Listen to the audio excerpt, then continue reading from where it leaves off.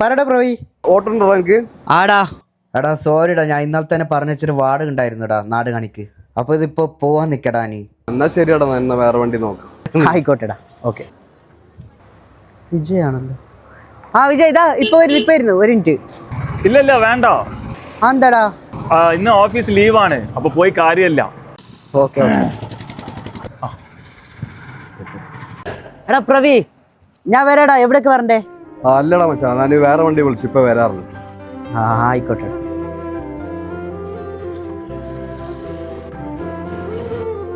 ഡാൻസു എന്താടാ?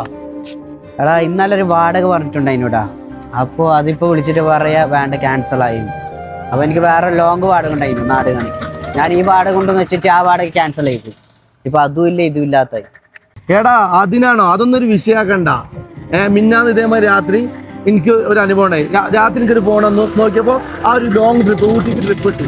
ഒന്ന് മനസ്സിലാക്കോ, നമുക്ക് വിധിച്ചത് ഏഴാനാകാശത്തിന്റെ അപ്പുറമാണേലും അത് നമ്മളെ തേടി വരും.